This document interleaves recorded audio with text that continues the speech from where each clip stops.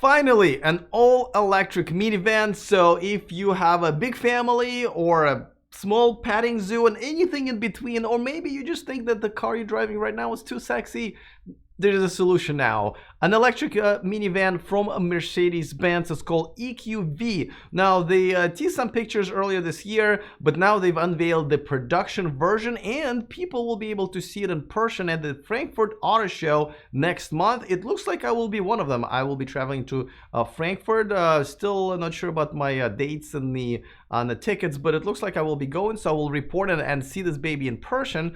But let's also talk about whether or not Mercedes beat Tesla to market, because is Model X an SUV or a minivan? How do they compare? We'll talk about that. But definitely Mercedes beat Volkswagen to the market, because we've been seeing all this Volkswagen Buzz pictures and videos and stuff like that. That one is just a prototype.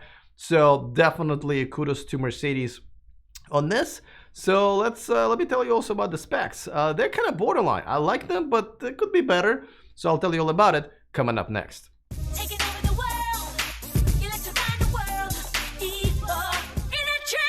Welcome to E4Electric, your number one source of unbiased electric car news. If this is your first time here, go ahead and click on that subscribe button down there so you don't miss anything moving forward. All right, so the front of this car is actually not that bad.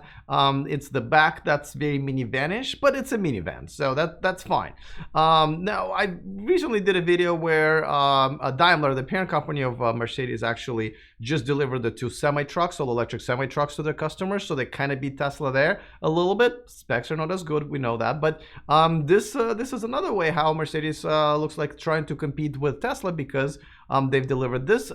Well, they've unveiled this, and they will show it to all of us in person at Frankfurt Auto Show. Now, I could not find a production date, I have to say.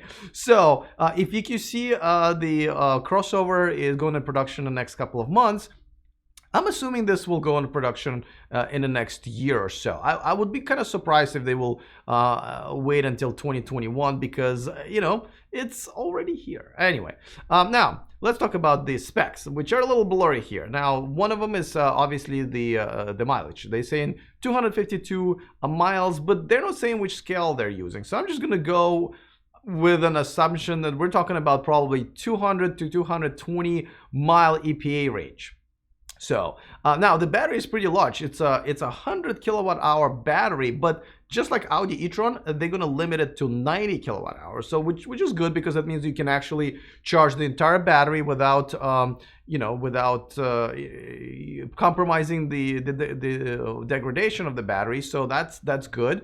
And the charging is relatively all right. It's 110 kilowatt charging rate. Obviously, if you're taking this baby on a road trip and with Ionity stations in Europe, which is kind of like a fast charging network, up to 350 kilowatts actually, that's very doable. So even if it's 200-mile range, you know, if this car is just for, and that's another question, is it coming to the United States? Why wouldn't it? But so far their press release is written so that it kind of makes it gives me an impression that they're just going to try it in Europe first, and then we'll see. But I don't see how this van wouldn't do well in the United States.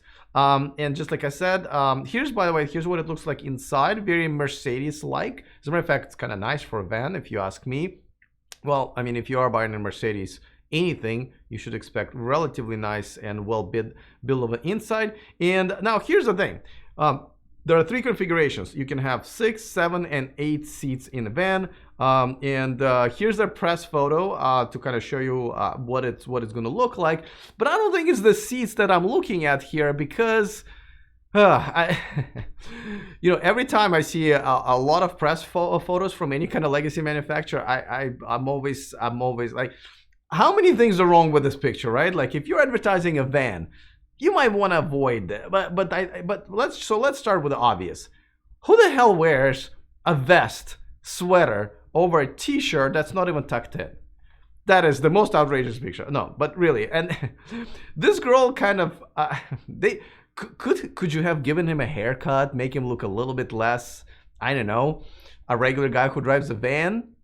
You know, and maybe a little, the girl doesn't look like terrified, but her reflection is kind of looks more terrified than her. But guys, seriously, can somebody review these pictures before you kind of send it out there for me to make fun of? And just anyway, But back to the seats. It's actually a relatively large, comfortable seat. So even if you do 8 of them, that's a pretty good deal. Now, of course, you can use it for business. You can use it for personal. I can see this van being used a lot for business, where the seats are actually being removed, and that's where the cargo space goes.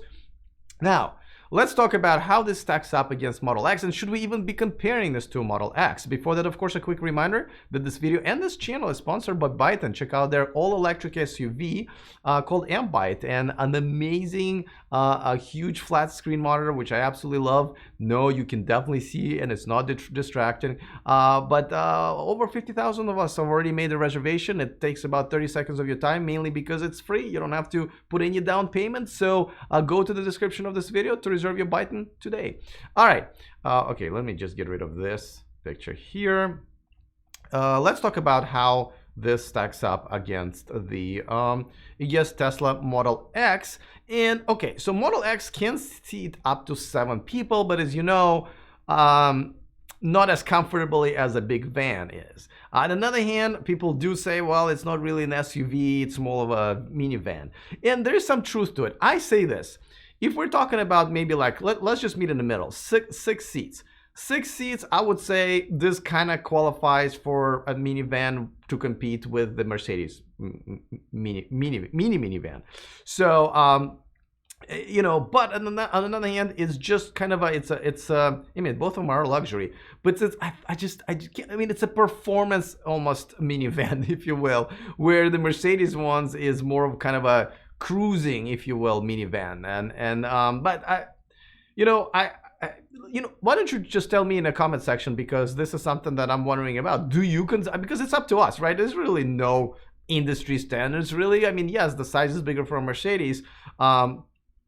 Would you consider Model X be a competitor to this van? Meaning that people who are willing to spend this much money on a larger vehicle, do you think that these are going to be the choices they're going to be considering, or do you think they're completely different categories? Now, I've also mentioned Volkswagen Buzz, and they've teased us for a while with this, but Volkswagen just says, listen, it's a pretty car. It's a pretty prototype. We love showing it around, but we're not really ready to make it. So the Volkswagen Buzz, unfortunately, is just going to stay in their commercials, which are pretty cool, actually, especially their later ones.